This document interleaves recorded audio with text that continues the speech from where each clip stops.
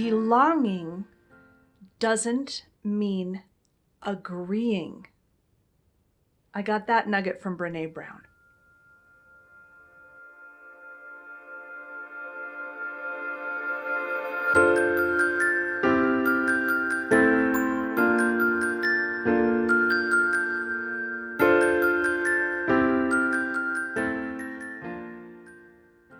When I was trying to verify that was what I had in my notes. I didn't find the exact quote, but I did find her saying something like this: true belonging doesn't require us to change who we are. And that's just another way of saying it. Who we are and what we think about, and, our agreement. We don't have to agree. And we've heard this many, many times. We don't have to be the same. We just have to love each other's differences. And belonging is peace. That's what peace is when we all belong to one another. I think about the metaphor of the table, or actual tables that we can gather around. I call it the world table. We don't have to agree or look the same or be the same to gather around the table and break bread and share our stories and share our weaknesses, give each other the benefit of the doubt, and think about how it might have taken someone to arrive where they're at through the struggles that they've been through, even if you don't agree with them.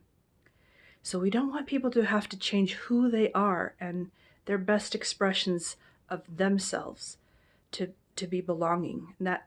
And on the other hand, sometimes being able to be prepared for that type of belonging, we have to make a lot of changes in ourselves and not require changes from other people, but require really deep changes from ourselves, not who we are.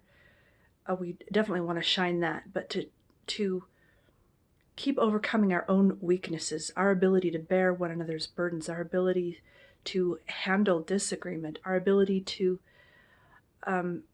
bear others' weaknesses, and our ability to never be oppressing or harming another person, and our ability to be peaceful.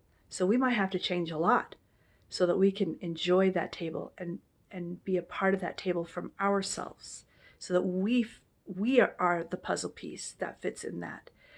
But we don't want to be changing who we are. We don't want other people to be changing who we are, and we don't need to have that belonging. Belonging is another issue, and it's precisely all the differences among us that something like belonging was ever invented in the universe. I think it's always been there, so that we can be different and still belong. Our hearts can still be tied to one another.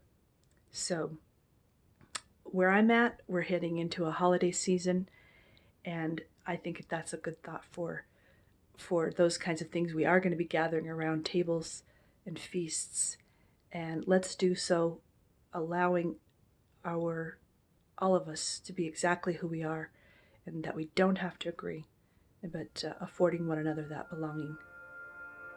We'll see you.